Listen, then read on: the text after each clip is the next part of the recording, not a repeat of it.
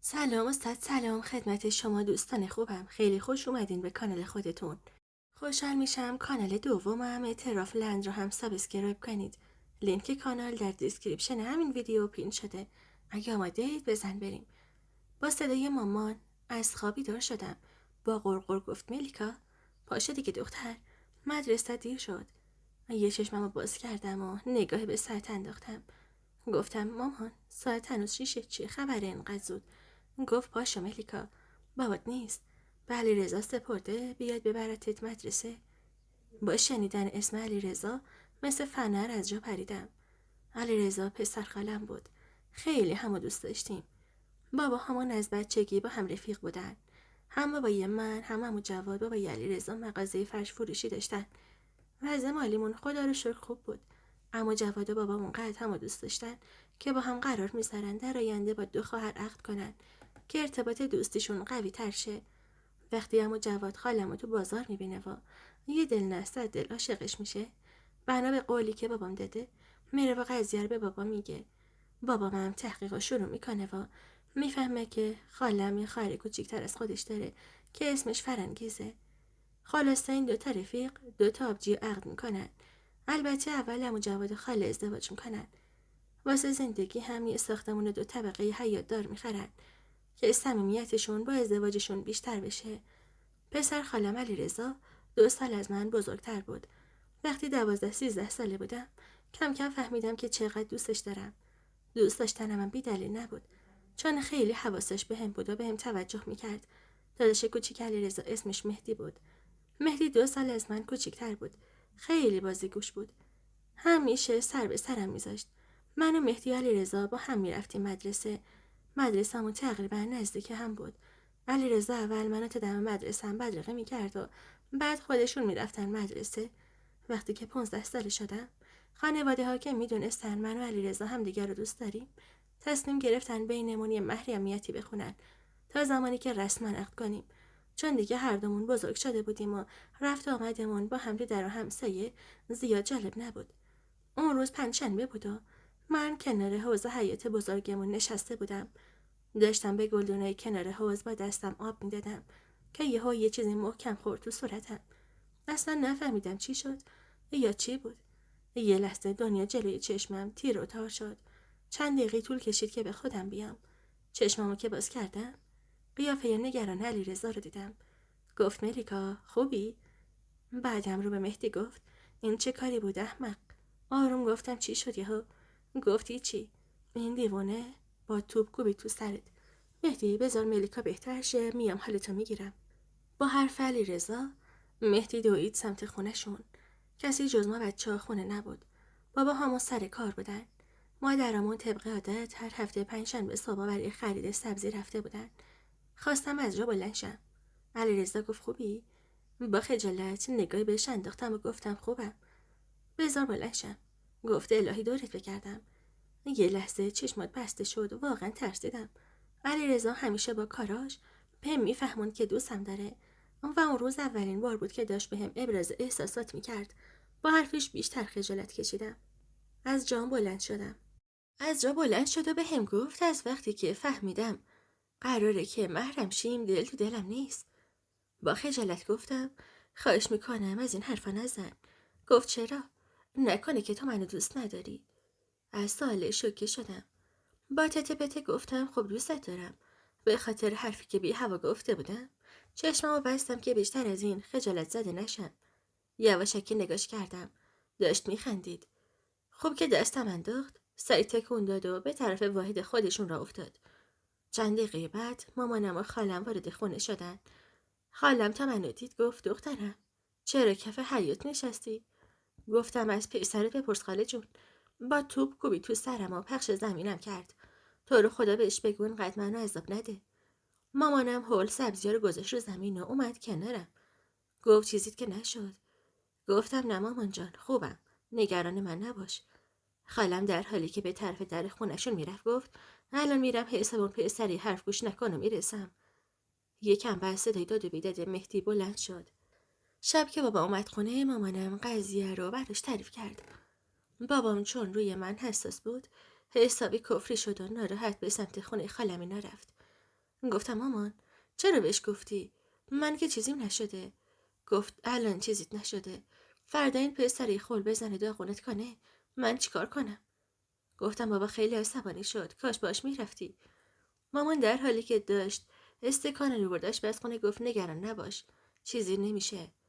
حدود 20 دقیقه بعد بابام با خانواده عمو جواد وارد خونمون شدن. فوری دویدم سمت اتاق که لباس مناسب بپوشم. اما نگاه با محبتی به من انداخت و گفت دخترم این پسر خلوچل منو ببخشش. با خجالت سرمو انداختم پایین و گفتم این چه حرفی عمو جون؟ عمو رو به مهدی گفت بیا جلو از ملیکا معذرت بخواه، بگو دیگه تکرار نمی کنی. اون لحظه تازه متوجه صورت مهدی شدم. از صورتش که قرمز بود معلوم بود که چه بلایی سرش آوردن. اومد جلو و گفت ملیکا من داشتم بازی میکردم، عمدی نبود به خدا، ببخش منو، قول میدم دیگه کاری بات نداشته باشم. با حرفش همه خندیدن. جو دوباره صمیمی شد. یکم بعد خالم رو به بابا گفت اگه اجازه بدین دیگه رسما بیایم خواستگاری و ملیکا رو برای علی نشون کنیم. بابا یکم فکر کرد و گفت من حرفی ندارم، ولی ملیکا تازه 16 سالشه، هنوز 2 سال از دبیرستانش مونده. خالم خندید و گفت الهی قربان عروس خوشکلم برم. من که نگفتم برش داریم ببریمش، میگم اینجوری خیال ما راحت میشه و هم خیال شما. وای. خالم رو به مامان بابا ادامه داد خودتون میدونین که این بچه ها مادام با هم میرن و میان. ماشاءالله اینا دیگه بزرگ شدن، در و همسایه واسهشون حرف در میارن. از طرف دیگه ملیکا واسه خودش خانومی شده، امروز فرداست که براش خواستگار بیاد و ما هم نمیخوایم که این جواهر رو از دست بدیم. مامانم نگاهی به خالی کرد و با جدیت گفت آبجی خودت میدونی که علیرضا عین پسر نداشته خودمه، چقدرم دوستش دارم، ولی نه درسش تموم شده، نه سربازی رفته، نه کارم داره. نمیشه که همینجوری ملیکا رو براش نشون کنیم. خودت میدونی من همین یه دونه دختر رو دارم. خالم به حرف مامانم رو ترش کرد، ولی عمو جواد گفت بله حق با شماست، ولی من علیرضا رو تایید میکنم. 3 دنیا مغازه رو میزنم به اسمش. امسالم که درسش تموم میشه و کنکور میده. اگه یه رشته خوب قبول شه که آیندهش ساخته، اگرم نتونه میاد بازار پیش خودم. خلاصه که اون شب خیلی حرف زده شد، ولی مرغ مامانم یه پا داشت. میگفت فعلا همینجوری پیش بره که من لااقل دیپلممو بگیرم، علیرضا هم تکلیفش مشخص شه. فردای اون روز طبق عادت هر روزه با علیرضا و مهدی به طرف مدرسه رو افتادیم. علیرضا برخلاف همیشه که منو اول میذاش مدرسه و بعد خودشون میرفتن، مهدی رو زودتر فرستاد مدرسه. گفت میخواد با من تنهایی حرف بزنه. بعد از رفتن مهدی علیرضا به طرف کوچه رفت و منم پشت سرش. یه گوشه وایساد و گفت ملیکا به خدا من دوستت دارم، بچه که نیستم، 18 سالمه، تو رو خدا به خاله بگو قبول کنه که نامزد کنیم. گفتم مگه دست منه؟ خب مامانم راست میگه، ما هنوز خیلی بچه ایم. با اخم نگام کرد و گفت به هم بگو دوستم داری یا نه. سرم انداختم پایین. دوباره بلندتر سوالش رو تکرار کرد. گفتم خب دارم، ولی باید یکم صبر کنی. علیرضا که یکم خیالش راحت شده بود دیگه چیزی نگفت و رفت. اون روز تمام تایم مدرسه فکرم پیش علیرضا و حرفاش بود. کم کم عید از راه رسید.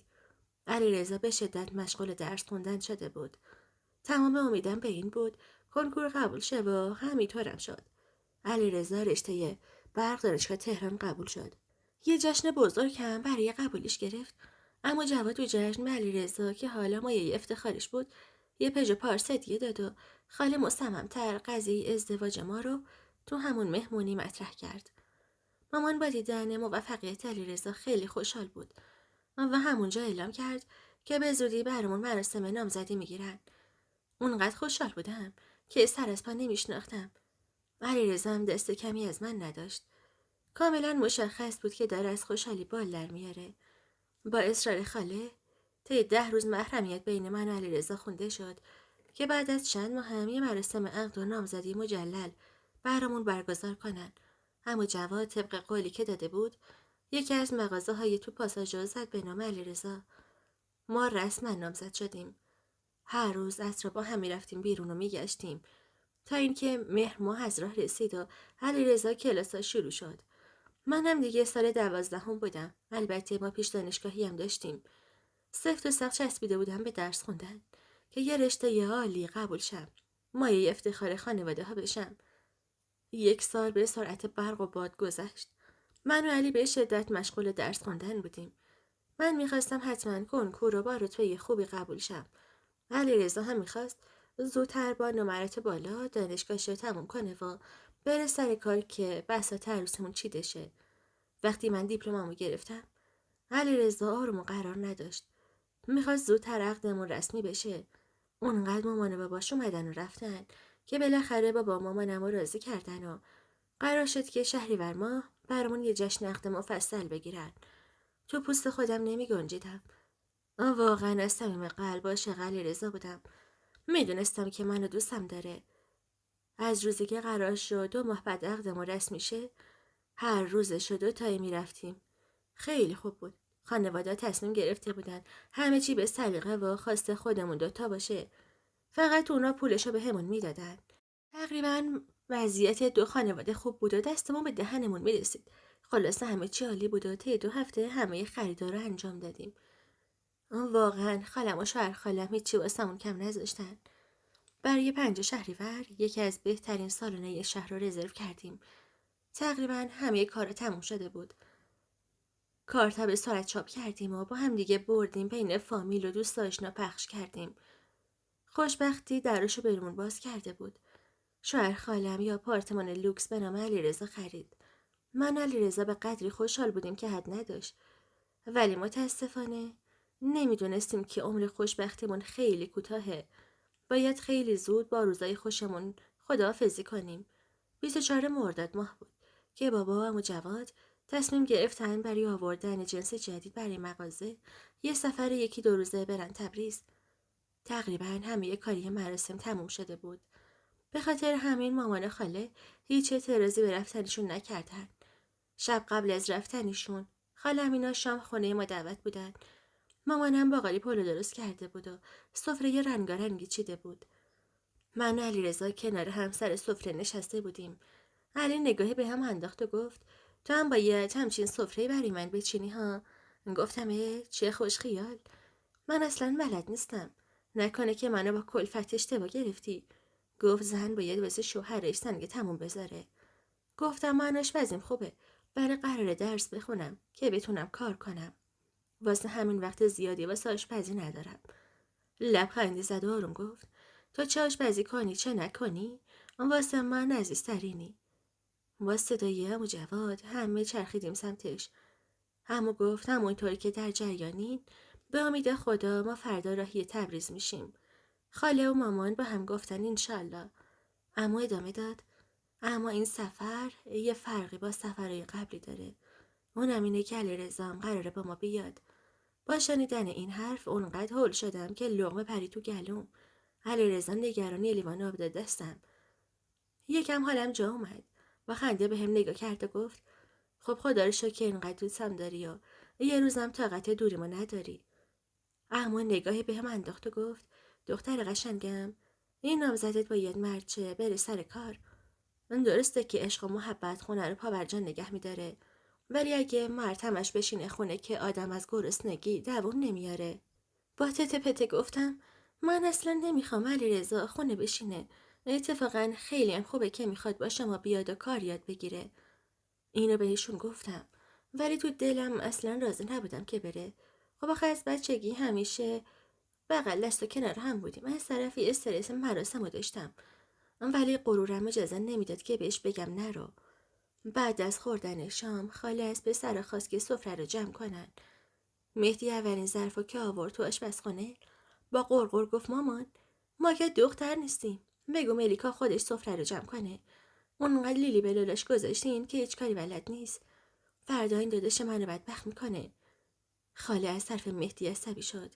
خواست بهش حرفی بزنه که علیرضا گفت اولا که کار مرد و زن نداره. دوما ملیکا خانوم الان زن داداشته احترامشو نگه دار.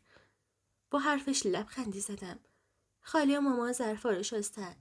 منم چای ریختم و بردم پذیرایی. فکر رفتن علیرضا حالمو بد کرده بود. تصمیم گرفتم باهاش حرف بزنم و بهش بگم نره.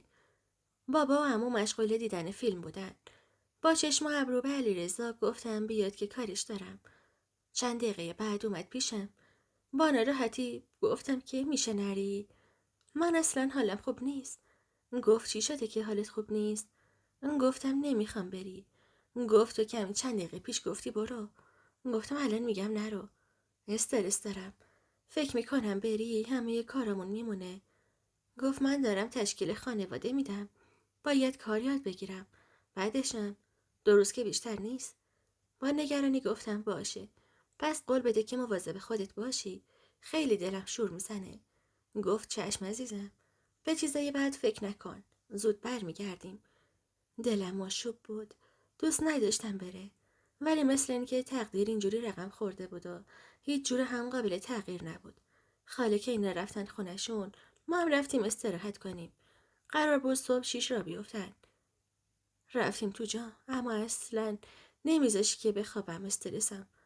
با خوندن چند تا قل و والله بالاخره خوابیدم. صبح با صدای مامان چشممو باز کردم. ساعتو که دیدم با عجله از جا پریدم. گفتم مامان رفتن؟ گفت چه خبرتی دختر؟ واسه این سفر 2 روزه اینجوری به هم ریختی. تو حیاتن دارن راه میافتن. اومدم کیف باباتو ببرم، یادش رفته بود. میدونستم قیافم حسابی داغونه، ولی اهمیتی ندادم. همونجوری پریدم تو حیات. همه به غیر از مهدی تو حیات بودن.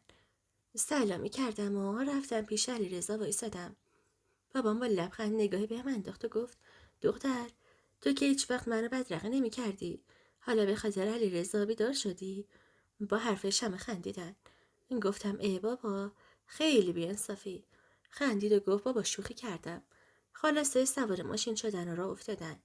بعد از رفتنشون با مامان صبحانه خوردیم و سعی کردم خودم رو با تمیزکاری اتاقم سرگرم کنم. ظهر به علیرضا زنگ زدم. با بوق سوم جواب داد و صدای خستش تو گوشی پیچید. گفت الو. گفتم خوبی؟ کجایی؟ شماره خونه بود. نمیدونست که من پشت خطم. صدامو که شنید خوشحال شد و گفت خوبیم خدا رو شکر. فکر کنم 2 ساعت راه تا تبریز مونده. گفتم خواب بودی؟ گفت داره. ماشینو من میروندم. خسته شدم دادم به بابا تا یه استراحتی کنه.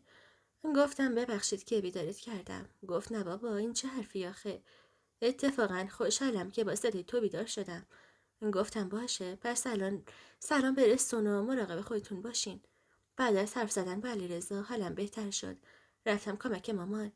یه نهار درست کردیم و خاله و مهدی هم صدا زدیم و با هم خوردیم. ساعت 11 شب بود که بابا زنگ زد و گفت خریداشون تموم شده و فردا صبح حرکت میکنن. خیالم راحت شد که قرار نیست 2 روز بمونن. صبح ساعت 8 بیدار شدم. به مامان گفتم نهار بسپاره به من. خودش بره سراغ بقیه کاراش. تصمیم گرفتم قرمه سبزی درست کنم. آخر علیرضا عاشقش بود. تا ساعت 10 کارم طول کشید. خسته روی مبل جلوی آشپزخانه نشستم. همون لحظه صدای گوشی خونه به صدا در اومد.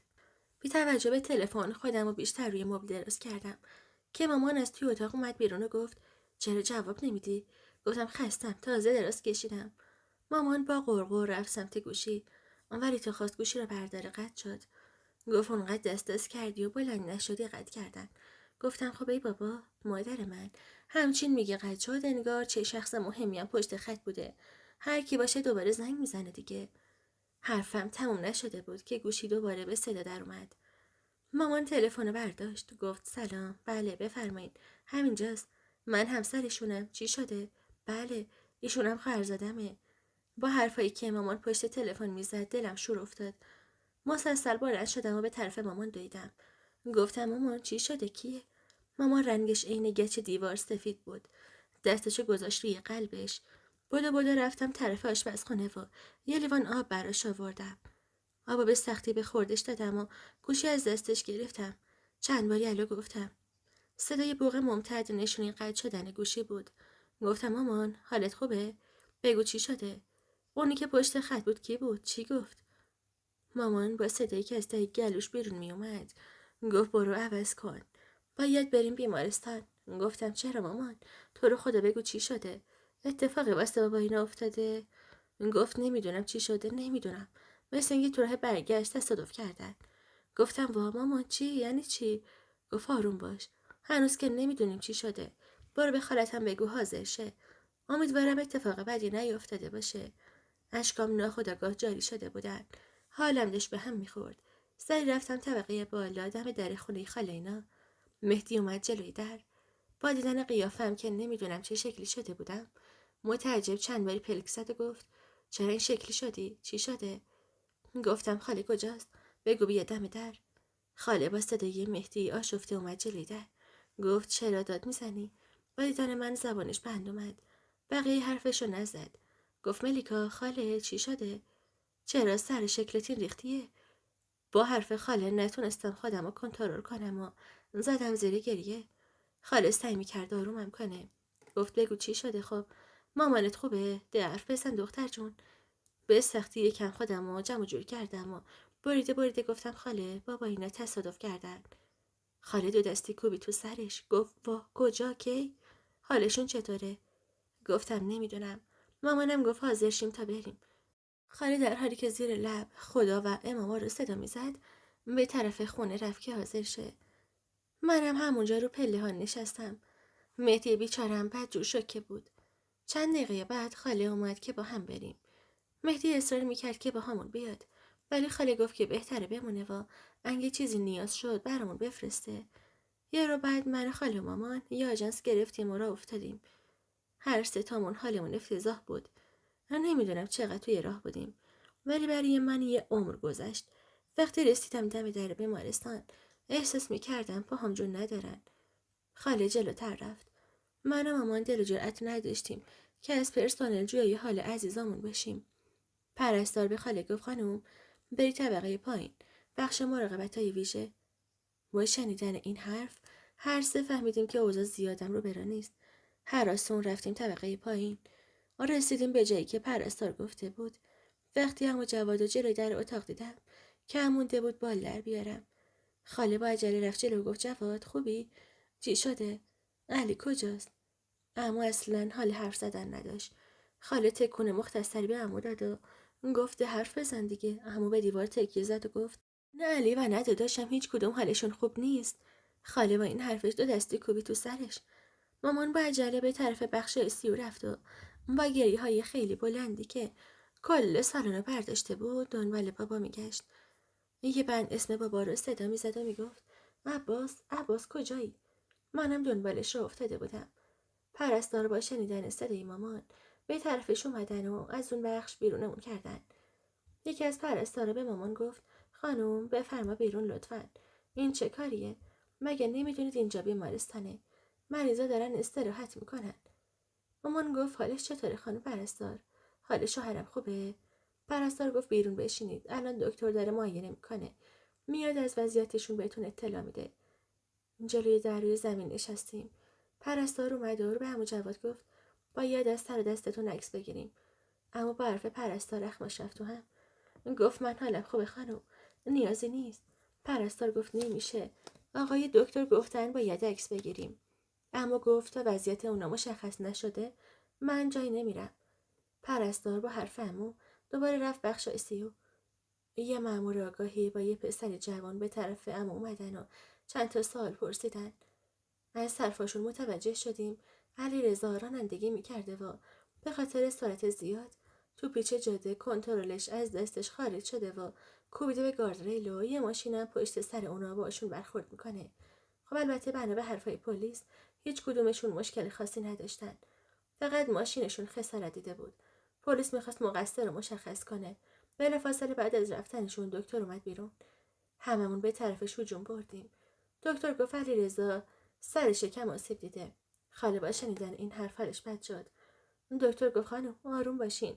توی عکس مشخص شد که سرش مشکل حادی نداره. فقط پا شکسته و آسیب دیده. خاله دستشو با حرف دکتر بالا برد و گفت الهی شکر خدایا شکرت. حتما باید یه گوسفند بذاریم. با حرف دکتر نفسی از سر آسودگی کشیدم. مامانم از خبر سلامت علیرضا خوشحال شد. رو به دکتر ادامه داد. آقای دکتر حال شوهر من چطوره؟ دکتر سرشو پایین انداخت و گفت اما متاسفانه برای ایشون کاری از دستمون بر نیامد. یه لحظه فکر کردم گوشم اشتباه شنیده. مامانم گفت یعنی حالش خیلی بده آقای دکتر؟ دکتر گفت خدا بهتون صبر بده خانم. با حرف دکتر گوشم شروع کردن به زنگ زدن. مامانم انگار داشت فریاد میکشید، ولی من دیگه هیچی نمیشنیدم. کم کم چشمم سیاهی رفت و دیگه هیچی نفهمیدم. چشممو که باز کردم دخترم هم الهام بالا سرم بود. گفت سلام، به هوش اومدی؟ یادم نمیومد چرا تو بیمارستانم. با حرف الهام همه حرفای دکتر برام تداعی شد. الهام گفت عزیزم خدا بهتون صبر بده، خدا دایی عباسمو بیامرزه. مثل دیوانها از جا پریدم، سرمو از دستم کندم و گفتم چی داری میگی واسه خودت؟ بابای من زنده است، میفهمی اینو؟ زنده است. گفت آروم باش تو رو خدا. نمیتونستم باور کنم به همین راحتی تنها تکیهگاه زندگی ما از دست دادم. مامانم تو سالن نشسته بود. صورتش زخمی بود و زیر چشماش گود افتاده بود. معلوم بود اونقدر گریه زاری کرده که بیحال شده. با دیدن من از جا بلند شد. رفتم سمتش. گفتم مامان چرا اینجا نشستی؟ بابام الان میرسه خونه. براش غذا درست کردم. بلند شو تا بریم. با حرفم اشکای مامان سرازیر میشد. گفت بابا دیگه نیست. دخترم بابات رفت. ما رو تنها گذاشت. نمیخواستم باور کنم. داد زدم بس کن مامان، پاشو و بریم، نمیدونی چی میگی. تو شوک بودم و اصلا حرفای مامانو نمیشنیدم. یکی با برن کارت آوردن تو سالن. مامان و خاله با همو به طرفش دویدن و گریه میکردن. مامانم منو نگاه کرد و گفت گریه کن دخترم، گریه کن. بابات رفت. بابا تنهامون گذاشت رفت. گفتم چرا گریه کنم؟ من میرم خونه و منتظر اومدن بابا میشم. تو میخوای با اینا بمون اینجا؟ با سیلی که مامان بهم زد تازه فهمیدم که چی شده. اشکام سرازیر میشدن. مامان منو کشون سمت جسم بیجون پدرم. پارچه رو کنار زد و گفت بیا، بیا ببینش. دیگه بی کس و تنها شدیم. باورم نمیشد که دیگه پدر ندارم. یتیم شده بودم. حالم خیلی بد بود. اونقدر زار زدم و گریه کردم که پرستارا اومدن از بابا جدام کردن. خاله اومد سمتم، اما مامانم محکم منو عقب کشید. با عصبانیت به طرف خاله برگشت و گفت لازم نیست که تو دلسوزی کنی. خودم بلدم دخترم آروم کنم. تو بیمارستان حالم اونقدر بد بود که متوجه حرف مامان و کنایش به خاله نشدم. کار بیمارستان طول کشید. قرار شد که فردا بابامو بفرستن تهران برای خاک سپاری. من و مامان بی توجه به اصراری عمو و خاله در بس گرفتیم و رفتیم خونه. فامیل و دوست آشنا زود خبردار شدن و خونه پر از آدم شد. اقواممون اعلامیه و بنر چاپ کرده بودن. کوچه و خیابونمون پر بود از عکسای بابای جوونم. ما روز بعد سر خاک وقتی بابا رو خاک کردن تازه باورمون شد که تو این دنیای نامرد تنها موندیم. بعد از مراسم خاک سپاری برگشتیم خونه. مامان پیش مهمونا به خاله چیزی نمیگفت، ولی معلوم بود قید خاله رو زده، چون نه دیگه باهاش حرف میزد نه بهش نگاه میکرد. عمو جواد برای خاک سپاری اومد، ولی بعدش رفته بود بیمارستان. از گوش و کنار شنیدم وضع پای علیرضا وخیمه. برای عمل انتقال شدن بیمارستان تهران. فوت بابا چنان شوکی بهم وارد کرده بود که اصلا نمیتونستم به علیرضا و حالش فکر کنم. به 1 هفته گذشت. اقوام مدام خونمون بودن که تنها نباشیم. مخصوصا عمم. از همون روز اول با دخترش موندن خونمون. ولی انگار دنیا برای من و مامان به پایان رسیده بود. واقعا بعد از بابا امیدی به زنده بودن نداشتم. خالم مدام تو خونمون در رفت آمد بود. همه کاری مراسمو انجام میداد. شب هفتم بود. خالم اومد کنارم نشست و گفت قربونت بشم عروس قشنگم. میدونم فوت بابات چه غم بزرگی رو قلبت گذاشته. ولی یه نفر هست که چشم به راهته. منتظره که بری دیدنش. راضی نمیشه که بره. میگه میخوام ملیکا رو ببینم بعد برم عمل. اشکام سر و زیر شد. گفتم الان حاضر میشم میریم دیدنش. گفت راست میگی؟ چقدر خوب. پاشو فدات شم. بلند شو تا بریم. بلند شدم به سمت کمد رفتم و حاضر شدم. مامانم تو اتاقشون استراحت میکرد. منم به عمم گفتم میرم بیرون و زود برمیگردم. با ماشین خاله به طرف بیمارستان را افتادیم. وقتی علیرضا رو روی تخت بیمارستان اونجوری و با اون وضعیت دیدم قلبم تیر کشید. خاله رفت کنارش. صداش زد. علیرضا چشماشو باز کرد. با دیدن من انگار دنیا رو بهش دادن. صداش از خوشحالی داشت میلرزید. گفت بالاخره اومدی؟ گفتم خوبی؟ خاله از اتاق رفت بیرون و ما رو تنها گذاشت. علیرضا گفت تو رو دیدم خوب شدم. گفتم خاله میگه باید عمل چی؟ ولی تو هنوز قبول نکردی بری اتاق عمل. گفت من نمیتونستم بدون دیدن تو برم. گفتم خب حالا که منو دیدی بهتر آماده شی واسه عمل. گفت ممکنه که پام هیچ وقت خوب نشه، یعنی تا آخر عمر ممکنه با استا رو برم. گفتم یعنی چی؟ گفت یعنی این که تو منو با یه پا قبول میکنی. چشمامو باز و بسته کردم و نفس عمیقی کشیدم. اشکامو پاک کردم و گفتم آره منتظرت میمونم، ولی بهم قول بده که سالم از اون اتاق بیای بیرون. گفت اگه سالم نیام. نذاشتم حرفشو کامل کنه. گفتم خدا نکنه، ولی سالم باشی یا نباشی من کنارتم. بعد از حرف زدن با علیرضا از اتاق خارج شدم و رفتم خونه، ولی خاله تو بیمارستان موند. در خونه رو که وا کردم یهو با مادرم روبرو شدم که با عصبانیت به سمتم اومد.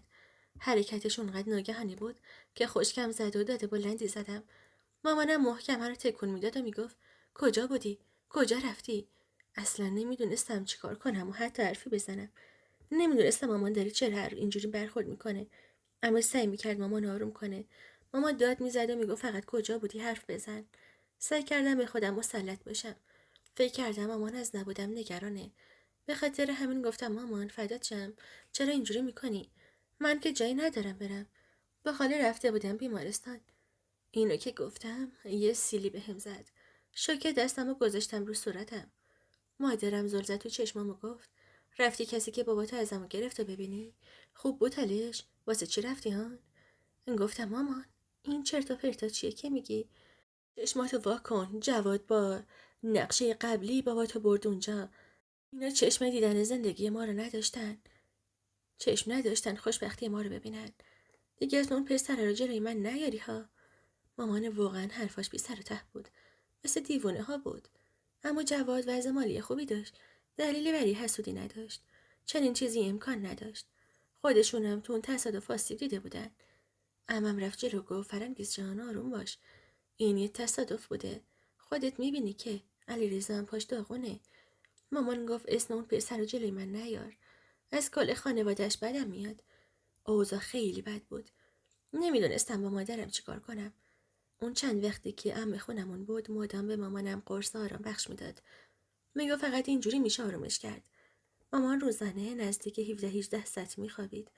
اون چند ساعتی هم که بیدار بود داد میزد و عصبی بود. هر چقدر به عمم میگفتم ببریمش دکتر میگفت تا 40 بهتر میشه و کنار میاد. چند روزی گذشت.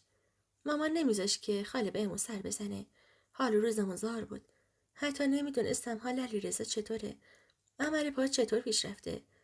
مراسم 40 از راه رسید. خاله تو مراسم همه کار رو انجام داد که واقعا اگه نبود مراسم اونقدر آبرومندانه و خوب برگزار نمیشد. از شماره گلارایی بگیر تا پختن حلوا و بسته‌بندی خوراکی و خلاصه همه کار رو تنهایی انجام داد. ولی مامانم انگار اینا رو نمیدید. خوبیای خاله به چشمش نمیومد. خب البته پیش مهمونا هیچی به خاله نمیگفت و خودشو کنترل میکرد که همینم جای شکر داشت. فردای مراسم دیگه دست نکردم. از چند نفر پرسجو کردم که مامانو ببرم پیش یه روان پزشک خوب و برخلاف مخالفت خودش و همه که میگفتن لازم به این کارا نیست بردمش دکتر. اون دکتر بعد از صحبت با مامان ازم خواست برم اتاقش که با منم حرف بزنه. میگفت شوکه بدی به مادرم وارد شده. ما نباید این همه مدت صبر میکردیم و باید خیلی زودتر از اینا اقدام به درمانش میکردیم. خلاصه که فهمیدم وضع روحی مامان حاده و به این زودی خوب بشه نیست. به خاطر همین رفتم خونه خاله. بهش گفتم مجبورم یه مدت دور علیرضا رو خط بزنم که مامان حالش بهتر شه. خاله قیافش نگران و مضطرب شد. گفت یه مدت یعنی چی آخه؟ علیرضا بدون تو نمیتونه زندگی کنه. از وقتی تو گفتی بره عمل کنه انرژی گرفته. مادام میگه به خاطر ملیکام که شده خوب میشم. قراره بیاریمش خونه فردا. اگه تو نیای، اگه نخواش. گفتم خاله من علی رو دوست دارم. نمیخوام که برای همیشه ازش جدا شم. ولی به خاطر مامان من مجبورم یه مدت جوری وانمود کنم که نمیخوامش. خاله با ناراحتی گفت تو رو خدا بچه‌مو ول نکنی ها. بهم قول بده. بهم قول بده شرایط مامانت باعث نشه که اونو ول کنی. مردد نگاش کردم و گفتم باشه. چند روزی گذشت. برخلاف تصورم حال مامان روز به روز بدتر می شد. پنجشنبه وقت دکتر گرفتم. بیدارش کردم و با هم صبحانه خوردیم. گفتم مادر من میرم حاضر شم با هم بریم. هنوز چند قدم بیشتر بر نداشته بودم که با چیزی که گفت خوشکم زد. گفت تو برو مدرسه دخترم. منم با بابات میرم بیرون یکم خرید دارم. برگشتم سمتش. گفتم وای مامانم چی داری میگی؟ مامان آسوده خاطر لقمه کرب مربا میگرفت و گفت مگه کری دختر؟ گفتم نمیخواد تو با همون بیای، خودم با بابات میرم. قلبم از شدت ناراحتی داشت وای میستاد. حتی نمیدونستم چه جوابی بهش بدم. فقط تونستم یه لبخند الکی بزنم. برم تو اتاقم. در اتاقو که بستم شروع کردم به زار زدن ولی بی صدا. بعد از چند دقیقه به خودم مسلط شدم و حاضر شدم. رفتم دکتر. وقتی رسیدم دکتر با منشی حرف زدم و ازش خواستم منو زودتر بفرسته داخل. منشی که حال پریشون منو دید فوری به دکتر خبر داد و سر منو فرستاد داخل. نگران وارد اتاق دکتر شدم. خودمو به میزش نزدیک کردم. گفتم خانم دکتر دستم به دامنتون. مامانم بهتر نشد که هیچ، بدترم شده. دکتر گفت لطفاً آروم باش، بگو چی شده. تمام کاری مامانو براش تعریف کردم. دکتر با دقت به حرفام گوش میداد. بعد از تموم شدن حرفام عینک بزرگ دور تله‌اش از چشمش در آورد و گفت ببین من فعلا نمیتونم در مورد بیماری مادرت نظر قطعی بدم، ولی مادر تو احتمالاً دچار یه بیماری شده که صداهایی میشنوه که وجود ندارن و یا افرادی رو میبینن که نیستن. خب البته به این زودی نمیتونم تشخیص بدم چون باید حداقل 3 ماه بیمار تحت نظر باشه، ولی خب باید خیلی مراقب مادرت باشی که بیماریش بدتر نشه. گفتم چی کار کنم خانم دکتر؟ گفت لازم نیست کاری بکنی، همین که آرامش تو حفظ کنی و پشتیبانش باشی و تنش نذاری کافیه. دیگه باید لباس سیارم از تنتون در بیارین. چند تا دارو هم نوشت که موقع برگشت تهیه کردم. بعد از مصرفشون خدا رو شکر تا چند روز مامان حالش بهتر بود. اصلا توهم این که بابا زنده است و نداشت. به توصیه دکتر تقریبا هر روز یا یه روز در میون با مامانم سر خاک میرفت. به خالم حرفای دکتر رو گفته بودم. ازش خواسته بودم که اصلا پایین نیاد، جلوی چشم ما آفتابی نشه. اونا هم بنده خدا جوری رفت آمد میکردن که اصلا متوجه نمیشدیم که به جز ما کسی توی اون ساختمون زندگی میکنه. همه چی خوب بود تا اینکه عمم اومد و چند روزی موند خونمون. از روزی که اومد حال مامان بدتر شد و من احمق نفهمیدم خوشایدی کاسه زیر نیم کاسه است که هر دفعه این میاد مامانم کلا احوالش تغییر پیدا میکنه. وقتی میرفتم بیرون و میومدم مامانم مدام بیحال بود و حرفای نامربوط میزد. با خاله نامحسوس در ارتباط بودم. تلفنی باهاش حرف میزدم. علیرضا هم عمل پاش خوب پیش نرفته بود و به خاطر همینا به این پیام میداد و نزنی میزد. منم چون درگیر مامانم بودم نمیتونستم باهاش حرف بزنم، بهش دلداری بدم. چاره ای نداشتم. فقط سعی میکردم وضعیت مامانو کنترل کنم. عمم کلا اومده بود خونمون. میگفت از تنهایی و میخوام بهت کمک کنم. یه روز که رفته بودم سر کوچه خرید کنم، وقتی برگشتم دیدم که خاله و مهری پریشون دم در وایسادن. گفتم چی شده؟ خاله گفت عمت اومد سراغمون. مامانت حالش بد شده. خودشو تو اتاق حبس کرده و داره خودشو به در دیوار میکوبه. نمیدونیم چیکار کنیم. میترسم برام صدای منو بشنوه بدتر شه. با ترس رفتم داخل. به مهدی گفتم بیا در بشکنه. ترسم بلایی سر خودش بیاد. همینی که در شکست مامان عصبی اومد بیرون و اومد سمتم. مهدی و خاله سعی می‌کردن جداش کنن ولی نمیتونستن. کم کم داشتم غزل خدافظی میخوندم که مامان ولم کرد و انگار به خودش اومد. باورش نمیشد که داشته به من آسیب میزده. دیگه اون وضعیت جوری نبود که تحمل کنیم. فوری مامانو بردیم پیش یه دکتر و استریش کردن. ازش چند تا نمونه آزمایش گرفتن. این جواب آزمایش که اومد معلوم شد یه نفر به مامان روانگردان میداده. از اونجایی که ما و مادر فقط با همه رفت آمد داشتیم فوری فهمیدم که کار اونه، ولی نتونستم چیزی رو ثابت کنم. اما عمه قبل از فوت بابا با ما ارتباط خوبی نداشت. به خاطر اینکه وضع مالیمون بهتر از اونا بود همیشه به مامانم حسودی میکرد و ازش بعدش میومد. هیچ وقت چشم دیدن ما رو نداشت. میخواست اینجوری دیوونش کنه که به اموال پدرم دسترسی پیدا کنه. اما خب خدا رو شکر موفق نشد. با خاله رفتیم سراغش، ازش حساب پس گرفتیم، ولی اصلا زیر بار نرفت که.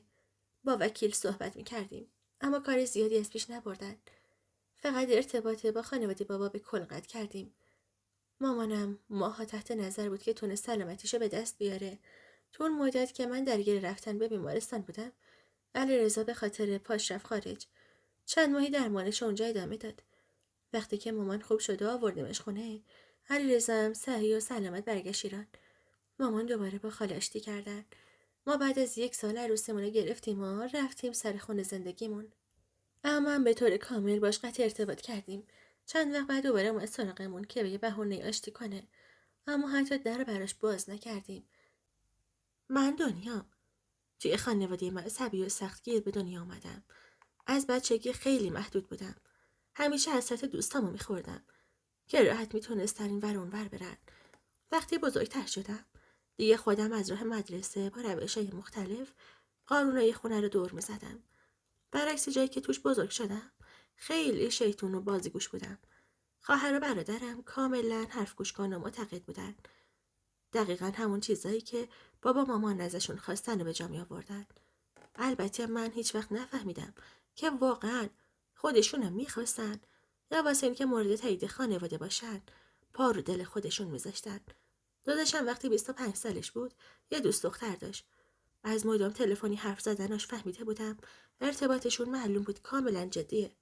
داداشم خیلی میخواستش، اما وقتی که بابام بهش دختر دوستشو پیشنهاد داد، حتی نگفت که من خودم یکی رو در نظر دارم. فوراً قبول کرد. رفت خواستگاری. بعدش هم ازدواج کردن. شب عروسی داداشم همش تو خودش بود. برام عجیب بود که خب اگه یکی دیگر رو میخواست خب به بابا میگفتی. سر تو که جدا نمیکرد. عمومتی بودن بچه ها تو خونه ما قانون بود. خواهرم به خاطر اینکه عزیز دل بابا بشه حتی دانشگاه هم نرفت. گفت به جای اینکه برم دانشگاه و خرج الکی بدم و آخرشم یه مدرک بگیرم که هیچ جا به دردم نخوره، میرم کلاسای مختلف کلی هنر یاد میگیرم. واسه بعد از ازدواج به درد میخوره. بابام کیف میکرد که دخترش خونگیه و سرش به قلیبات نداره. خواهرم همیشه لیوان آبشم یه جوری برمیداشت که بهش بگن آفرین. از رفتاراش خوشم نمیومد، چون حس میکردم همش نقش بازی میکنه. از آدمایی که خودشونو سرکوب میکردن فراری بودم. ولی خواهرم در حق من بد نبود. دوستم داشت. فقط از نظر سطح فکری خیلی از هم فاصله داشتیم. من ترجیح میدادم زیاد باش وارد بحث نشم. و اولین خواستگاری که در خونمون زد جواب مثبت داد، چون بابا گفت خوبه و پسر سر به راهیه. اونم با یه چشم زندگی مشترکش رو شروع کرد. حالا نمیدونم واقعا راضی بود یا نه، ولی چیزی بروز نمیداد. همیشه با یه لبخند از شوهرش تعریف میکرد. امیدوار بودم واقعا همون جوری که نشون میداد همه چی مرتب باشه. من گربه کره خانواده بودم. شاید توان مخالفت با پدر و برادرمو نداشتم، ولی دور از چشمشون هر کاری که دلم میخواست انجام میدادم. سال آخر دبیرستان بودم. 2 دوست صمیمی داشتم به اسم هلوام و مهسا. اونا برعکس من تو خانواده های روشن فکر و آزادی بودن. همیشه بی درد سر میرفتن بیرون. من باید از 1000 جور سانسور خودم رو رد میکردم. کلی دروغ سر هم میکردم که بتونم باشون همراه شم. اوایل بعد از اینکه دروغ میگفتم عذاب وجدان داشتم، ولی خودم رو قانع میکردم که اگه اونا اینقدر محدودم نمیکردن منم مجبور نمیشدم برای داشتن یه زندگی معمولی دروغگو باشم. اون روز بعد از اینکه کیف لوازم آرایش و لباسای بیرونم رو تو کولم گذاشتم، رفتم پایین. بابا زیر چشمی نگام کرد و همونجوری که چایشو میخورد گفت دیر نکنی ها. گفتم کلاس فوق برنامه دارم ها، سال آخرم. مامان همینطور که از کنارم رد میشد گفت همین فوق برنامه های تو منو کشته. بعدش منو کشید کنار و گفت جلوی بابا چیزی نمیگم ها، پررو نشو. این شبا خیلی دیر برمیگردی. مثل همیشه فوراً جوش آوردم و گفتم میخوای کمی مدرسه‌ام نرم. همسن و سالای من از این کافه به اون کافه و کلی کلاسای هنری میرن. اون وقت شما به کلاس فوق برنامه منم که مدرسه گذاشته گیر میدین. چشم قره‌ای به هم رفت و گفت زبونت فقط جلوی من درازه. اگه جرأت داری همینا رو جلوی بابات بگو. بعدشم هر کی غلطی کرد تو هم باید بکنی. اونا که تو میگی خانواده ندارن. راست میگفت. از بابا خیلی میترسیدم. پیش اون لال میشدم. شایدم واسه خاطر زهر چشم بود که از بچگی ازم گرفته بود. همون موقعم خیلی شیطون بودم. تو کوچه با پسرها بازی میکردم. از سر کار که میرسید من رو تا میدید تو انباری حبسم میکرد. به مامان التیماتوم میداد که بهم غذا نده. اون موقع خونمون بافت قدیم بود. انباری تو حیاط بود. تاریک و خیلی ترسناک. یادم از ترس تا 7 سالگی شب ادراری داشتم. جلوی داداشم سرکوفتم میزد. سرزنشم میکرد. منم خجالت میکشیدم. هیچ وقت نمیگفتن این بچه رو ترسوندیم که تا این سن خودشو خیس میکنه. به مامانم گفتم خودت به بابا بگو من بعد از کلاس میرم کتابخونه. دیر میام. شر نشه ها. گفت کتابخونه واسه چیه؟ خونه رو ازت گرفتن مگه؟ من کاری ندارم. اومدی خودت باید حرف بخوری. دیگه باش بحث نکردم. از خونه زدم بیرون. تا 7 سر کلاس بودیم. هیچی از ریاضی نمیفهمیدم. خسته کننده ترین درس عمرم بود. بعد از کلاس سری با بچه‌ها رفتیم تو سرویس و لباسامون رو عوض کردیم. جلوی آینه داشتم آرایش میکردم که هلما گفت بسته دیگه زود باش بریم. دیرت میشه ها. ما که تا 10 میتونیم بمونیم. مهسا گفت یه سفره خونه جدید باز شده. امشب بریم اونجا. شلوغ میشه. به خدا من امشب دیگه سینگلی در میام. با خنده گفتم تو هر شب همینو میگی. هر کی میاد نزدیک هنوز سلام نگفته بهش حمله میکنی. گفت نه دیگه به خدا امشب طلسمو میشکنم. با اسنپ رفتیم و در سفره خونه پیاده شدیم. خیلی دور بود و دکور خوبی هم داشت. رفتیم روی تخت نشستیم. هلما رو برم نشسته بود. تو گروه 3 نفرمون پیام داد ضایع نکنین. چند تا خوش تیپ تخت کناری مونن. تا گفت ضایع نکنین. مهسا فوراً کج شده و چشم چرخوند. از خنده قرمز شده بودم. یه صدای از کنارم بلند شده گفت چقدر قشنگ میخندی تو. سری برگشتم و نگاه کردم. 3 پسر بودن که همشون ظاهر خوبی داشتن. به اونی که بهم تیک انداخته بود نگاه کردم.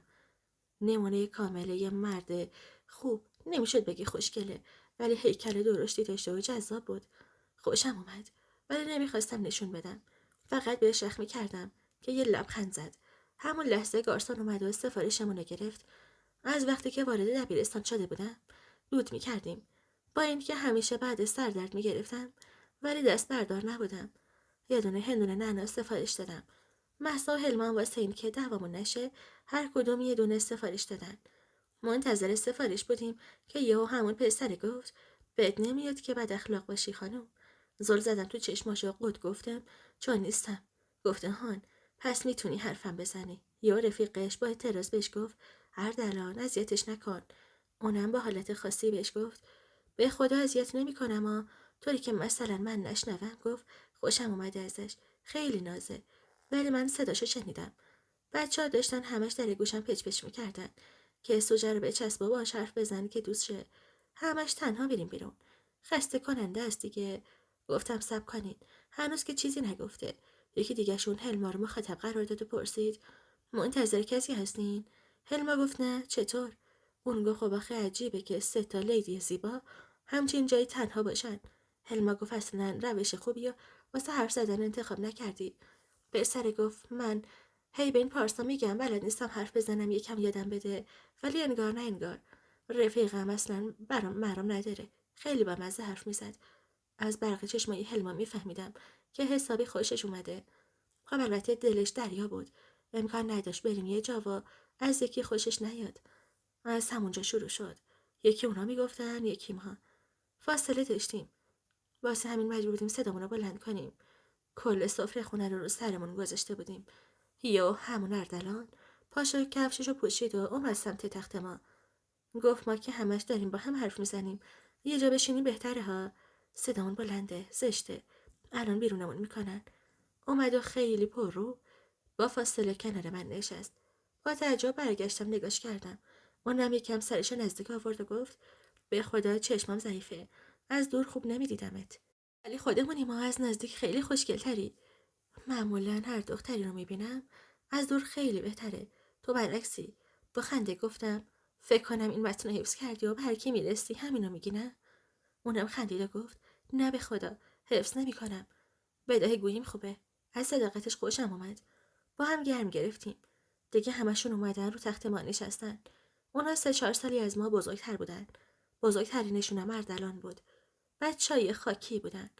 داشتم دود میکردم که یهو از دستم کشید و با همون لبی من شروع کرد به استفاده کردن. گفتم دهنیه. گفت میدونم. جای راجت مونده؟ چه مارکی میزنی؟ من دوست داشت زدن زیر خنده. بهش گفتم خیلی اشغالی. همین حالا شروع کردی که مخو بزنی؟ پارسا گفت توجه. بچه‌ها بیاین قراری بذاریم. اگه بخوایم دوست بمونیم و این اکیپ تازه شکل گرفته متلاشی نشه، باید قول بدین که هیچ کس رل نزنه. اوکی؟ اردلان با نگاهی به من سریع اعتراض کرد و گفت نه، من نمیتونم قول بدم. پارسا جون داداش، قانونی مسخره نذار. از سماجتش خوشم میومد. ولکن نبود. پارسا گفت به خدا واسه خودتون میگم، تا یکی با یکی قهر کنه رو همه تاثیر میذاره و همه چی خراب میشه. هیچ کس راضی به نظر نمیومد، ولی همه کاملا ظاهری قبول کردن. شماره ها رد و بدل شد. مهسا سری گروه تو واتساپ زد و اسمشو گذاشت اکیپ داداشیا و تهران پارس. پارسا که از همه سنگین‌تر و آرومتر بود با خنده گفت پس شما چی؟ مهسا گفت از اونجایی که قرار نیست ریل بزنیم هممون داداشیم. اون شب واقعا به همون خوش گذشت. اونم بچه‌ای باحالی بودن. اونقدر گرم حرف زدن شده بودیم که من زمان فراموش کرده بودم. بازنگ خوردن گوشیم به خودم اومدم. مامانم بود. با دیدن ساعت از ترس رنگم پرید. 11 بود. بابا منو میکش. سری گوشی جواب دادم که صدای یواش مامانم تو گوشی پیچید. معلوم بود میخواست بابا نفهمه. گفتم الو. با عصبانیت گفت کجا هستی که گوشیتم جواب نمیدی هان؟ میخوای بابات هر دومونو؟ داداشتم از لحظه‌ای که اومده میگه دنیا کجاست. بابات مثل اسپند رو آتیشه. میگه تا 11 شب چه کتابخونه‌ایه. زود هر جا هستی تا یه رو به دیگه خودتو برسون خونه. وگرنه من از زیر دست بابا درت نمیارم ها. گفته باشم. استرس گرفته بودم. تا میرسیدم مطمئن بودم که 12 میشد، چون باید عوض میکردم و آرایشم هم پاک میکردم. تازه مسیرمونم نزدیک به خونه نبود. هر دران که پیش من نشسته بود متوجه دگرگونی حال من شد. پرسید مشکلی پیش اومده؟ روم نمیشد که تو این قهر بگم که به خاطر چند ساعت دیر کردن ممکنه حرف بشنوم. خیلی دست بچه گفتم نه، چیزی نیست. خانواده هم یکم حساسن. باید سری برم خونه. تا اینو گفتم بچه هم یهو متوجه ساعت شدن. اونم به خاطر من ترسیدن. مهسا بی توجه به حضور پسرا گفت وای دنیا بدبخت شدی. زود باش پاشو بریم. سری کفشمونو پوشیدیم که اونا هم بلند شدن. اردلان گفت من میرسونمتون. با اسنپ دیرتر میرسین. راستم میگفت. تعارفا کنار گذاشتم و قبول کردم. همه بلند شدیم. قرار شد پارسا و پویا هلما و مهسا رو برسونن. چون پویا ماشین باش نبود. اردلانم منو برسونه. قبل از اینکه سوارشیم با استرس رفتم سمت مهسا و گفتم لباسامو چیکار کنم؟ روم نمیشه تو ماشین عوض کنم. با خودش میگه معلوم نیست از چه خانواده‌ایه. گفت خیلی دیر میشه. اگه میخوای حرف نشنوی خجالت رو بذار کنار دیگه. گفتم ممنون از راهنماییت. سری سوار ماشین شدم. حس میکردم اردلان مکالمه من و مامانم رو شنیده، چون پاشو گذاشته بود رو گاز و با یه سرعت سرسام‌آور رانندگی میکرد. گفتم میشه یه جا بزنی کنار من برم عقب. یهو برگشت سمتم و گفت وا جلو که نره من نشستی معذبی. انگار بهش برخورده بود. با خجالت گفتم نه، فقط باید عوض کنم لباسمو. اصلا متوجه نشد. گفت یعنی چی؟ گفتم خانوادم فکر میکنن از مدرسه رفتم کتابخونه. با تعجب آهانی گفت و زد کنار. گفت من پیاده میشم، راحت باش. زیر لباسم تاپ پوشیده بودم خدا رو شکر. سریع عوض کردم. رفتم جلو. گفتم بریم. اونم حرکت کرد. گفت خانوادت خیلی اذیتت میکنن؟ گفتم نه، فقط یه خورده برعکس من عصبی‌ان. یه رو به 12 منو رسوند. تشکر کردم و پریدم داخل خونه. همینی که پامو گذاشتم تو خونه مامانم سریع پاورچین خودشو بهم رسوند. آروم منو کشون تو اتاق و گفت قرص زیر زبونشو بهش دادم و گرفت خوابید. چند تا به بازوت کوبید و گفت خیر نبینی بچه، ساعت 12 است. داداشت ترچین نشست و منتظرمون نیومدی. کجا بودی هان؟ راستشو بگو. گفتم هیچ مامان، زمان از دستم در رفت. غرق درس شده بودم. گفت حالا وقت جواب کنکورت اومد درست هم میبینیم. معلوم میشه که این شبا کجا بودی. به خدا من فردا شب دیگه کاری ندارم. خودت میدونی اون بابات. چقدر حرص تو رو بخورم. هرچی بهم خوش گذشته بود از دماغم در اومد. همیشه همین بود. هر جا میرفتم موقع برگشت چه زود و چه دیر یه قشقرقه به پا میشد. صبح که بیدار شدم بچه‌ها تو گروهی عالم پیام داده بودن، ولی اردران جدا بهم پیام داده بود. سلام چطوری؟ دیشب مشکلی پیش نیامد. براش نوشتم خوبم، مشکلی نیست. بازم ممنون بابت دیشب. زود آنلاین شده نوشت. نیاز به تشکر نیست. دیگه دوستیم. دوست به چه درد میخوره پس؟ بعد از اون بیرون رفتنمون شروع شد. تقریبا هر روز با هم بودیم. پسرای خوب و با جنبه‌ای بودن. اصلا کاری نمی‌کردن که معذب شیم. واقعا رفاقت خوبی شده بود. زندگیم از روزمرگی بین خانه و مدرسه و بیرون اومده بود. ولی هر جا می‌رفتم دیگه نهایت تا 9:30 برمیگشتم. ارسلان به خاطر من همه رو سر پا می‌کرد. فهمیده بود که خانواده‌ام بیشتر از چیزی که گفته بودم حساسن. ارتباط من و اردلان متفاوت بود. به خاطر قراره که اول کار گذاشته بودیم، تصمیم گرفته بودیم ارتباطمون از بچه‌ها مخفی کنیم. خب البته دختر رو خبر داشتن. فقط پارسا و پویان نمیدونستن. اردلان همون پسری بود که تو بچگی آرزوشو داشتم. کاملا ایدئال من بود. هم پایه و شوخ‌طبع بود، هم به وقتش جدی و مسئولیت پذیر. بچه‌ها از 1 ماه مونده به عید هر شب برنامه می‌ریختن که سیزده در خانواده رو بپیچونیم، با هم باشیم. ما هر سال با هم اینا می‌رفتیم. اونم مامانم با زنم و زیاد آبشون توی جوب نمی‌رفت. آخر مسافرت همیشه یه بحثی می‌کردن و با دعوا و قهر باید برمیگشتیم خونه. دلم می‌خواست اون سیزده در رو با بچه‌ها بگذرونم، ولی نمیدونستم که به چه بهونه‌ای بپیچونم. همه بچه‌ها کی داده بودن غیر از من. بابام اگه لج می‌کرد خدا رو هم بنده نبود. میترسیدم با کی بدم و آخر کار بابام به زور منو ببره. 2 روز قبل از 13 بود که مامانم داشت لباساشونو جمع می‌کرد. قرار بود شب حرکت کنن. منم از صبح خودمو زده بودم به مریضی که همراهشون نرم. 10 دقیقه یه بار میومد تو اتاق و میگفت اگه بهتری پاشو عوض کن تا بریم تا صدای بابات بالا نرفته. من ملکی هی پیاز داغشو زیاد میکردم که دارم از کمر درد نمیرم. میدونست که همیشه زمان پریودی درد داشتم. بابا میگفت پاشو بریم دکتر. مامانم گفت خودش خوب میشه، فقط باید استراحت کنه بچم. هنوز روش نمیشد که بگه پریوده. بابام که منظور مامانم فهمیده بود میگفت خب حالا مریضه، ولی نمیشه که چند روز تو خونه تنها بذاریمش. اینجوری خودش هم میترسه. کل شهر خالی میشه، این چند روز همه شمالن. بذار به سجاد زنگ بزنم و بگم ما همون روز 13 بهشون ملحق میشیم. فوراً گفتم نه بابا، من اگه شما به خاطر من نرید عذاب وجدان میگیرم. حالا اگه حالم بهتر شد پس فردا زنگ میزنم اگه داداش تونست بیاد دنبالم. هنوز دو دل بود، ولی انگار خودش هم دلش نمیخواست که مسافرتشو کنسل کنه. گفت باشه، پس خوب شدی زنگ بزن، اگه داداشت هم نتونست خودم میام دنبالت. شبا موقع خواب در رو قفل کنی ها. حواست باشه. بعد از کلی سفارش بالاخره رفتن. باورم نمیشد. نفسم گرفته بود. کف پذیرایی از خوشحالی شروع کردم به بشکن زدن. اون روزا واقعا سر نترسی داشتم. هیچکس با وجود خانواده‌ای مثل من جرأت نمی‌کرد از خونه پاشو بذاره بیرون. من ریسک همه چی و واسه 1 دقیقه خوشی به جون می‌خریدم. قرار بود بریم نوشهر. پارسا اینا اونجا خونه داشتن. 1 ساعت بعد اردلان اومد دنبالم. زدیم به جاده. ماشین پارسا پشت سرمون بود.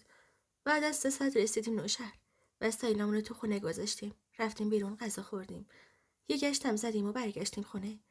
دختر رو توی یه اتاق موندیم. پسر رو توی یه اتاق دیگه. اون 3 روز یا تو خونه بازی میکردیم یا بیرون و اطراف شهر میگشتیم.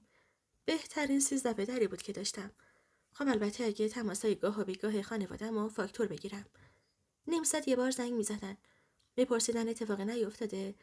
انگار کلی شهر کمون کرده بودن که فقط منو بدزدن. روز آخر بود. تو راه برگشت یه جا وایسادیم و قهوه خوردیم. دوباره حرکت کردیم. میخواستم قبل مامانم اینا برسم خونه، ولی یهو بد شانسی آوردیم. گیر پلیس افتادیم. اردلان سرعتش زیاد کرده بود. خیلی ترسیده بودم. جیغ میزدم و میگفتم آروم برو، الان تصادف میکنیم. اونم با عصبانیت گفت اگه بگیرنمون فقط تو بدبخت میشی یا هممون یه تعهد میدیم و میریم. زنگ میزنن به خانواده‌ات. اون وقتی که بابات میفهمه این 3 روز خونه نبودی. از عاقبت تو میترسم و خودم دست کمی از اون نداشتم. اگه زنگ میزدن به بابام بیچاره میشدم. چون همون اول نزده بودیم کنار، پلیس خیلی به همون مشکوک شده بود. اردلان دیوونه وار بین ماشینا لای میکشید. نگران بودم به خاطر من بلایی سرش بیاد.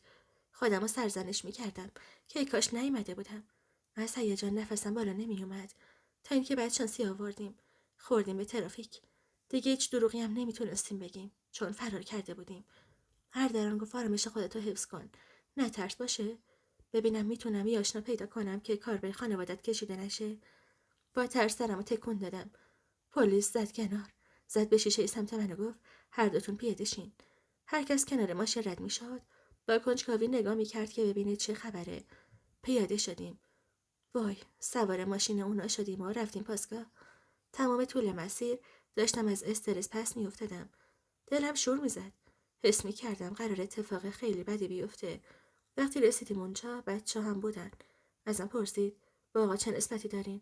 دست با چه سری گفتم نامزدمه. پرسید یعنی عقد محضری داشتین؟ گفتم نه هنوز. گفت صیغه نامه دارین؟ چشممو بستم و اومدم بگم نه که اردلان سری گفت آره داریم. با تعجب بهش نگاه کردم. نمیدونستم که چی تو سرش میگذره. قلبم تو دهنم بود. چشماشو بست که یعنی خیالت راحت. ولی بعد از این کارش ته دلم بیشتر خالی شد. اردلان هر کاری کرد که به خانواده من تماس نگیرن نشد. بچه‌ها رو ول کردن. ولی از وقت بعد چون ما فرار کرده بودیم آزادمون نکردن. گفتن حتما باید خانواده بیان. شماره مامانم رو دادم و گفتم شاید اون دلش بسوزه و به بابام نگه. بعد از کلی انتظار بابا و داداشم سر رسیدن. داشتم سکته می‌کردم. کاش حداقل به داداشم نگفته بود. بدترین چیزی که تا الان از من دیده بودن همون رژ لب پررنگ رو لبم بود. هر جا رفته بودم هیچ وقت نفهمیده بودن. همیشه حواسم جمع بود. باورشون نمیشد. واقعا اون صحنه برای آدمی مثل بابای من پایان آبروش بود. مطمئن بودم دیگه از نظرش یه دختر بدم که همه زیر گوششون کاری بد انجام میدادم. بابا مثلا بهم نگاه نکرد. مستقیم رفت سمت اون افسر پلیس. ولی داداشم نگاهش با خشم بین من و اردلان در گردش بود. یهو طاقت نیاورد. رفت یقه اردلان رو چسبید و گفت وای به حالت که به خواهرم کاری کرده باشی. برو یه قبر واسه خودت بخر. جداشون کردن. اردلان طاقت نیاورد و گفت شماها تو این قرن انگار از پشت کوه اومدین. این دختر بیچاره آرامش نداره از دستتون. ما هیچ کار اشتباهی هم نکردیم. فکر میکرد با اون حرفاش میتونه کمکی کنه. نمیدونست که فقط همه چی واسه من سخت‌تر میکنه. همون پلیس از بابام پرسید این آقا میگه محرمه. درسته؟ شما در جریانین؟ بابام سری برگشت سمت من و با یه لحن ترسناک گفت این غلطم کردی؟ اردلان که دید من از ترس لال شدم سری گفت نه به خدا صیغه نیستیم. من همینجوری گفتم که شاید ولمون کنن. بابام انگار باور نکرده بود. تمام مدت ساکت بود. معلوم بود که آرامش قبل از طوفانه. داداشم چه دستمو کشید و گفت یالا یالا را بیفت. فقط برسیم خونه. تو طول مسیر بابا هیچی نگفت. انگار داشت فکر میکرد که چجوری مجازاتم کنه که دلش خنک شه. تا رفتیم خونه و وارد سالن شدیم یا برگشت و یکی خوابون تو گوشم که برق از کلم پرید. از شدت ضربه تعادلم به هم خورد و افتادم زمین. داد زدی چند روز کجا بودی ها؟ زیر گوشم تمام این مدت چه غلطی میکردی؟ من تو خواب خرگوشی بودم ها؟ آخر عمری میخوای هرچی آبرو جمع کردم و ببری؟ من گریه میکردم و میگفتم به خدا کاری نکردم. ولی اون اصلا قصدش از سوال پرسیدن شنیدن جوابای من نبود. فقط میخواست خودشو خالی کنه. اون وسط داداشم بدتر آتیششو تند میکرد. حس میکردم هر آن ممکنه که دل رودم و بالا بیارم. بابام بین حرفاش میگفت همه چی کنسل. دیگه مدرسه رفتنم نداریم. من تا الان نتونستم تو رو کنترلت کنم. شوهر میکنی و میری. بلکه اون بتونه از پس تو بر بیاد. اصلا حال نداشتم که چیزی بگم. مامانم هرچی جیغ میزد و میگفت بسه بچه‌مو از بین بردی نمیتونست مانشه. زن داشتم که دل خوشی از زبون درازی من نداشت. با لبخند وایساده بود و نگاه میکرد. آخرش هم مظلوم نمایی رفت طرف شوهرشو. گفت بسشه دیگه. خونش میفته کردنت. فکر خودت نیستی؟ به بچه‌مون فکر کن. بابام بازومو چسبید و پرتم کرد تو اتاق و در رو بست. نمیدونستم از درد گریه کنم یا بدبختی که در انتظارمه. با صدای باز شدن در اتاق از خواب بیدار شدم. داداشم بود. گفت پاشا یه چیزی بپوش باید بریم بیرون. نپرسیدم کجا چون اگه میپرسیدم هم نمیگفت. هرچی دم دستم اومد و به سختی پوشیدم. همه سرم کوفته بود. بابام حاضر شده بود. بدون اینکه نگام کنه رفت و سوار ماشین شد. وقتی رسیدیم فهمیدم که جریان چیه. میخواستن نامه سلامت بگیرن. من کاری نکرده بودم ولی از مایه نمیترسیدم. خجالتم میکشیدم ولی اگه ترسمو نشون میدادم فکر میکردم به خاطر چیز دیگه است. پس احساس حقارتم و پس دادم و بدون جنجال درست کردن رفتم آینه. بعد از اینکه برگه سلامتمو گرفتن امیدوار بودم که آروم شن، ولی تغییری نکردن. از نظر بابام من با نامحرم هم کلام شده بودم. دیگه آلوده بودم. مامانم وقتی فهمید که کجا منو بردن، زد تو صورت خودشو، به بابا گفت این چه کاری بوده مرد؟ چطور تونستی بچه‌مو ببری چنین جایی؟ بابام با اخم بهش تشری زد و گفت باید از تو اجازه میگرفتم. دلم واسه مامانم میسوخت. همیشه جلوی عروسش و دومادش بابام با کلامش کوچیکش میکرد. 2 روز از اون اتفاق میگذشت. 2 روز از اون اتفاق گذشته بود. خواهرم اومد خونمون. وای خدای من. با مامانم از صبح در حال تدارک بودن. نمیدونستم که چه مهمونی داشتیم که اینقدر مهم بود. ساعت 7 شب بود که بابا اومد و گفت یه لباس درست حسابی بپوش که خواستگار داری. همونجا فهمیدم که بیچاره شدم. مطمئن بودم با اعتراض کاری از پیش نمیبرم. اخلاق بابامو خوب میشناختم. ولی با این حال گفتم من هنوز مدرسه دارم. دیگه کی تو این سن ازدواج میکنه؟ یه نگاه بهم انداخت و خوش گفت اینو باید وقتی میپیچوندی و میرفتی ولگردی بهش فکر میکردی. معلوم شد که خیلی هم به درس خوندن علاقه نداری. خودت خواستی. حالم دیگه حرف نباشه. دلم نمیخواست دیگه حرف بشنوم. حاضر شدم و رفتم پایین. سامان یه مرد 29 ساله بود. ظاهرش بد نبود ولی خیلی زبان میریخت. اصلا اجازه نمیداد باباش حرف بزنه. یه بند از خودش تعریف میکرد که اینو دارم اونو دارم. شغلش آزاد بود. خرید و فروش میوه میکرد. معلوم بود وضعش خیلی توپه. از آدمایی که اهل حرافی بودن بدم میومد. برعکس من بابام خیلی باش گرم گرفته بود. پسر تا چشم بابامو دور میدید. زیر چشمی منو دید میزد. اون چه وقتی که خواستگار رفتن بابام رو به من گفت پسر همه چی تموم بود. حرفی نمیمونه. من قبل از اینکه پاشو به خونه باز شه راجع بهشون خوب تحقیق کردم. زنگ زدن بله رو میدی. چوب لچرخ بذاری این خونه رو برات جوری جهنم میکنم که خودت آرزو کنی کاش زنش شده بودی. فهمیدی؟ هرچی تو اون چند روز گریه کردم و اعتصاب غذا کردم فایده نداشت. آخر با هر زوری که به او سر سفره عقد منو نشوندن. نمیگم عاشق اردلان بودم، اما خب اگه قرار بود تو اون سن ازدواج کنم ترجیح میدادم که با یکی باشه که حداقل به دلم میشینه. یه شناخت کلی ازش داشته باشم. روز عروسی مهسا و حلم آمده بودن. مهسا واسه این که منو دلداری بده میگفت درسته که ازدواجت سوریه ولی ببین داماد بدم نیستا. به خدا یه مدت که باش زندگی کنی ازش خوشت میاد. گفتم مهسا بس کن دیگه، هیچی برام مهم نیست. ولی حلما گریه میکرد. مهسا اومد یه چیزی راجع به اردلان بگه که حلما سری پری تو حرفش و نذاشت ادامه بده. با اینکه فهمیده بودم عمدن این کارو کرد ولی خودمم ترجیح میدادم چیزی راجع بهش نشنوم که راحت‌تر بتونم با زندگی جدیدم کنار بیام. سامان هنوز خودپره نخونده بودن. شروع کرده بود به کاری که ازش بدم میومد و چندشم میشد. ولی باید تحملش میکردم. معلوم بود از اون است که یه دقیقه بهت فرصت نمیده با خودت تنها باشی. با خودم میگفتم خب آخه نونت کم بود، آبت کم بود. واسه یه مسافرت 3 روزه خودتو انداختی تو دست این قول بیش خدا. جشن تموم شد و من وارد خونه جدیدم شدم. یه واحد آپارتمان بود که نمای خوبی نداشت ولی داخلش رو ساخته بود. خیلی بزرگ نبود اما شیک و تر و تمیز بود. جهازم و همون شب دیدم. تو هیچ کدوم از خریدا با مامان و خواهرم نرفتم. بابا میگفت به درکه نمیاد. خودتون برید هر چی که لازمه بخرین. اصلا از جهاز و وسایل خونه هیچی سر در نمی آوردم. سامان پشت سرم اومد و گفت خب امشب دیگه هرچی هم بد اخلاقی کنی نمیتونی مانعم شی. اون مدت با این که محرم بودی هرچی میومد خونمون از دستش در میرفتم و نمیذاشتم که کاری کنه. دیگه چیزی واسه از دست دادن نداشتم. زن عقدش بودم. دوباره زبونم دراز شده بود. به حالت مسخره گفتم یکم دیرتر میشد عقده‌ای میشد یا با سرخوشی کدشو در آورد و گفت زشته آدم با شوهرش اینجوری حرف بزنه. حداقل امشب زبونتو قلاف کن که بهت سخت نگیرم. گفتم خیلی بیادبی. بازم خندید و گفت ادب واسه الان نیست. پیشنهاد میکنم تم کنارش بذاری که اذیت نشی.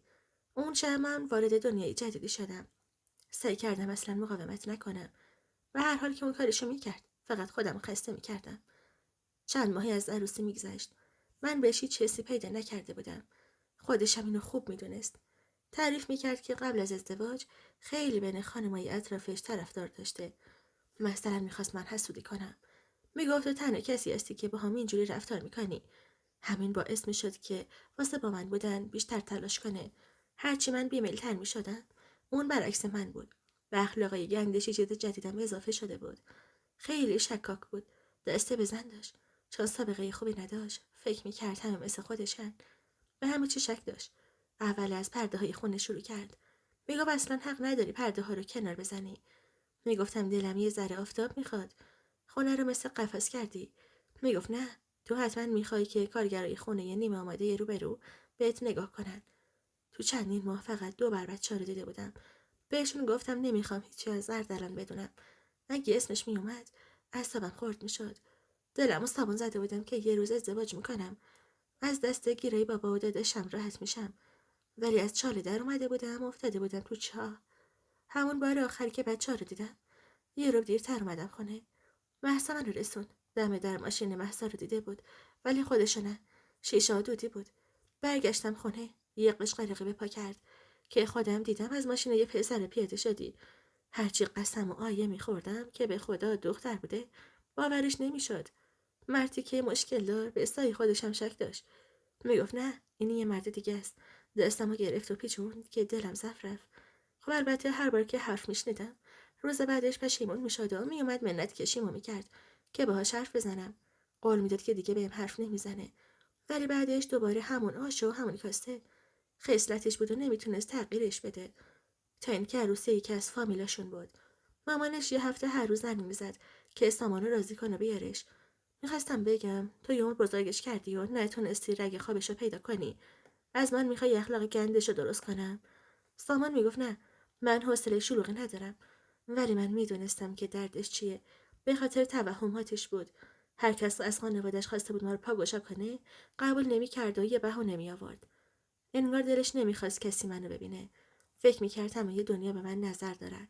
خودمم دلم میخواست برم عروسی. حوصله‌ام سر رفته بود. خونه بابام اینا هم نمیرفتم. تحمل دیدنشون رو نداشتم. سامانم خدا رو شکر اصراری نداشت. بعد از کلی جر و بحث راضی شد که بریم عروسی. عروسی خارج از شهر بود. یه لباس پوشیده ولی شیک انتخاب کرده بودم. حوصله گیر دادنشو نداشتم. بعدم میومد توی جمع کسی بهم تذکر بده. ولی سامان همیشه یه چیزی پیدا میکرد. بعد از شامی که از فامیلاشون با خانمش که من نمیشناختمشون اومدن سمت ما. ابراز آشنایی کردن. گفتن که تو عروسیتون ما هم بودیم. من اصلا عروسی خودم رو یادم نبود. اونقدر حسابم خورد بود و ذهنم درگیر. اصلا نمیدونستم که کی است و چی کی نیست. مرد محترم خوشمشربی بود. یکی خانمش صدا زد و گفت ببخشید الان برمیگردم. شوهرش هم چنان حرف میزد. همون لحظه سامان سر رسید. با یه لبخند تصنعی به اون آقا سلام داد. رو به من با خشم نهفته گفت عزیزم من خستم دیگه. صبح قراره برم سر کار. بریم خونه. دستمو فشار داد که گفتم آره. منم خیلی خستم. بعد از خدافزی از خانواده‌اش رفتیم و سوار ماشین شدیم. گفتم چرا دستمو میکشی؟ گفت خیلی بهت رو دادم. اون مرد چی بهت میگفت؟ پاش رو گاز بود و سرعتش هم هی بیشتر و بیشتر میشد. گفتم حواست به رانندگیت باشه. الان به کشتنمون میدی. داد زد و گفت موضوع عوض نکن. میگم چی داشت بهت میگفت که نیشه تا بنا گوشت باز بود. من که شوهرتم تا حالا برام اینجوری نخندیده بودی. مثل همیشه داشت شلوغش میکرد. من فقط یه لبخند به نشونی احترام زده بودم. گفتم تو روانی هستی به خدا. زنشم تا قبل از اینکه بیای پیش ما بود. گفت من که ندیدم اصلا زنشم باشه. من بهت گفتم با فامیلامون گرم بگیری. سرش داغ بود. هر چی میگفتم یه جوابی داشت. دنبال یه چیزی بود که باش دعوا درست کنه و خودشو خالی کنه. اونقدر حواسش پرت بود و سرعتش زیاد که با اومدن یه کامیون به سمتمون فرصت واسه پیچیدن فرمون از دست داد. جیغ زدم و گفتم مراقب باشه. ولی دیر بود. با برخورد شدید کامیون به ماشینمون درد وحشتناکی تو وجودم پیچید. دیگه هیچی نفهمیدم. وقتی به هوش اومدم تو بیمارستان بودم. وجودم خشک شده بود و نمیتونستم تکون بخورم. نمیدونستم چند وقت بیمارستانم. پرستار اومد و وارد اتاق شد. با دیدن چشمای باز من سریع دکتر خبر کرد. دکتر گفت بالاخره بیدار شدی؟ 1 ماه خوابیدی یا خسته نشدی؟ باورم نمیشد 1 ماه تو کما بودم. شنیده بودم خیلی زمان کاماشونو به خاطر میارن. ولی من هیچی یادم نمیومد. دکتر پرسید چیزی به خاطر داری؟ مثلا آخرین بار کجا بودین؟ گفتم تو راه برگشت از عروسی بودیم با شوهرم. یهو یاد سامان افتادم. با تردید پرسیدم زنده است؟ دکتر گفت آره. چند روز پیش به هوش اومد. خواستم خودم از تخت بکشم بالا و بشینم. ولی نمیتونستم پامو اس کنم. هیچ حسی توشون نبود. دلم از ترس کنده شد. با خودم گفتم شاید واسه اینه که 1 ماه تحرکی نداشتم. دکتر با ناراحتی نگام میکرد. گفتم دکتر، پاهامو نمیتونم حس کنم. یکم سکوت کرده گفت متاسفانه تو این سانحه به نخاتون آسیب جدی وارد شده. با شوک پرسیدم یعنی دیگه نمیتونم راه برم؟ نگام کرده و ناراحت سرش تکون داد و گفت متاسفانه نه. جلوی چشمام سیاه شد. گوشام زنگ میزد. خیلی ترسیده بودم. نمیدونی چقدر سخته ترس از این که دیگه هیچ وقت نتونی روی زمین قدم بزنی. از پس هیچ کدوم از کارت بر نیای و محتاج همه باشی. اونم واسه دختری تو سن من. انگار همه چیزمو از دست داده بودم. خانواده‌ام بالا سرم اومدن. مامانم و خواهرم داشتن گریه میکردن. ولی من نمیخواستم با کسی حرف بزنم. میخواستم تنها باشم. سامانم اومد بالا سرم. بهش نگاه کردم. اون سر پا بود. یه خشمم همه وجودم رو گرفت. زورم میومد که به خاطر این مریض روانی این بلا سرم اومده بود و حالا خودش میتونست راه بره. اون وقت من مثل تیکه گوشت رو تخت افتاده بودم. تا دیدم شروع کردم به جیغ و داد کردن. هرچی دم دستم بود به سمتش پرتاب میکردم. گفتم گم شو بیرون. زندگیمو خراب کردی. هیچ وقت نمیبخشمت. مثل دیوانه‌ها جیغ میزدم. اونم همش جا خالی میداد. بابا رفت و پرستار صدا زد. به ما آرام بخش زدن و خوابم برد. 2 هفته ای از مرخص شدنم میگذشت. جهنمی ترین روزای زندگیم بود. مامانم اومده بود خونه خودم و به هم رسیدگی میکرد. سامان جرأت نداشت از کنارم رد شه. دلم میخواست نباشه. اونو مقصر همه چی میدونستم. روی تخت افتاده بودم و حتی غذا هم نمیتونستم بخورم. مامانم هرچی می آورد و پس میزدم تا اینکه سامان ساز طلاق زد. گفت من تا ابد نمیتونم با یه زن علیل زندگی کنم. دیگه این زندگی به درد نمیخوره. فقط هر دومون خسته میکنه. بابام و داداشم میگفتن تو با لباس سفید رفتی، با کفنم از خونش میای بیرون. میگفتن خب وقتی که نمیخواد زوری که نمیتونم باش باشم. میگفتن نه نمیشه. یه آدمی بودم که تازه فلج شده بود و شوهرش پسش میزد. خانوادش هم همینطور. دلم میخواست میمردم و اینجوری بین آدما پاسکاری نمیشدم. مامانم میگفت خودم تا آخر عمر ازش مراقبت میکنم.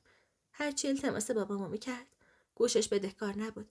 سامانم که حوصله کشمکش نداشت گفت باشه تو همین خونه بمون، ولی کاری به زندگی شخصی نباید داشته باشی، چون تا دیگه از پس برطرف کردن حرفای من بر نمیه. من از روز اولم دل خوشی ازش نداشتم. دیگه بعد از تصادف کلا آرزوم بود که ریختشو نبینم، ولی خانوادم نمیخواستنم. مجبور بودم تحملش کنم. یه مدت هفته 1-2 بار دست یکی رو میگرفت و میآورد خونه. من همش تو اتاقم رو تخت افتاده بودم تا صبح سر و صداشون نمیذاش خواب به چشمم بیاد. حسودیم نمیشد که با یکی دیگه استا، ولی حسودیم میشد که به خاطر اون افتاده بودم رو تخت. اون وقت خودش به کاراش میرسید. هر شب یه چشمم اشک بود و یه چشمم خون، تا اینکه یه روز دست یکی گرفت و آورد خونه. گفت زن گرفتم. دیگه تو این خونه با ما زندگی میکنه. اگه میخوای نگهت دارم باهاش کنار بیا و هر روز جنگ اعصاب درست نکن. من تو اتاق مهمون میموندم. اونا تو اتاق مشترکمون. مثل یه سربار با هم رفتار میکردن. تنها سرگرمیم گوشیم بود. صبح تا شب توی این اینستاگرام چرخ میزدم که حواس خودم رو پرت کنم. یه روز توی این اینستا یه نفر بهم درخواست داد که پروفایل خیلی واضحی نداشت.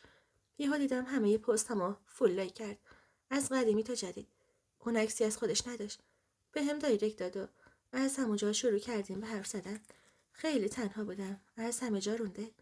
به یکی نیاز داشتم که باهاش حرف بزنم. کم کم از زندگیم براش گفتم. باورش نمیشد. بهم دلگرمی میداد و میگفت تو خیلی آدم قوی هستی. هر کس دیگه با مشکلات تو بود خیلی زود جا میزد. تأثیر نمیکرد. بعد از مدت حس میکردم آدم مهمیم. بهرام یه مرد 40 ساله بود که وضع مالی خیلی خوبی داشت. میگفت زنشو خیلی دوست داشته. با هم توی دانشگاه آشنا شده بودن. وقتی ازدواج میکنن و اقدام میکنن واسه بچه دار شدن، چند سالی هر کاری که میکنن موفق نمیشن، تا اینکه میفهمن مشکل از بهرامه و زنش رفیق نیمه راه میشه و ترکش میکنه. وقتی داستان زندگیشو فهمیدم بیشتر باشه احساس نزدیکی کردم. 1 سال شبانه روز با هم در ارتباط بودیم. همه دل خوشیم شده بود بهرام. تا حالا از هیچ کس تو زندگیم حتی وقتی که سالم بودم اونقدر محبت و عشق دریافت نکرده بودم. من از اول باش رو راست بودم. همه چی راجبم میدونست. با این حال دوستم داشت. از بابت سامان هیچ عذاب وجدانی نداشتم. اون از ناتوانی من نمیگذشت و هر شب یکی رو می آورد. وای خدای من، آخرش هم سرم هوا آورد. ما فقط روی کاغذ زن و شوهر بودیم. اون کاغذم دیگه هیچ معنایی نداشت. هر روز با بهرام ویدیو کال میگرفتیم. ساعتها حرف میزدیم. تنها کسی که از ارتباط ما خبر داشت خواهرم بود. بعد از فلج شدن ارتباطمون خیلی بهتر شده بود. نزدیکتر شده بودیم. گاهی با هم حرف میزدیم. منم بهش گفتم که چنین آدمی اومده تو زندگیم. حتی چند بارم خودش منو برد سر قرار. بهرامو دیدیم. اونم خیلی خوشش اومده بود. میگفت معلومه آدم سرد و گرم چشیده ایه. یه شب بهرامی ها گفت از سامان جدا شو. بس هرچی تو زندگی اون موندی. من همه جوره حمایتت میکنم. منتی هم نیست چون دوستت دارم. نمیخوام دیگه تو اون خونه کنار اون مرد باشی. گفتم بابام و داداشم نمیذارن. وگرنه من که از خدامه. گفت خب تو دیگه بچه نیستی که به اجازهشون نیاز نداری. نمیخواد بهشون بگی. وقتی طلاق گرفتی خودشون میفهمن. با اون حرفاش حسابی هوایی شده بودم. گفت اول از همه باید از اون خونه بیای بیرون. برام یه خونه اجاره کرد. منم به خواهرم خبر دادم. یه روز که سامان و زنش خونه نبودن وسایلمو جمع کردم و از اونجا رفتم. بهرام خودش پیشم موند و خواهرم واسه اینکه داداشم اینو از طریق اونجا جامو نفهمه رفت. بهرام میگفت نترس، همه چی یواش یواش درست میشه. حرفاش قوت قلب بود. درخواست طلاق دادم. خبرش به گوش سامان رسید. شروع کرد به تهدید کردن که پیدات کنم فلان میکنم. بی اجازه من از خونه رفتی. خیلی پرو بود. خودش که منو هیچی حساب نمیکرد، نمیخواست منم برم پی زندگی. میخواست فقط خودش خوشحال باشه. از نظر اون من حق زندگی نداشتم. تهدیدهای سامان از یه طرف، داداشم و بابامم از طرف دیگه. خواهرم خبرشو میداد.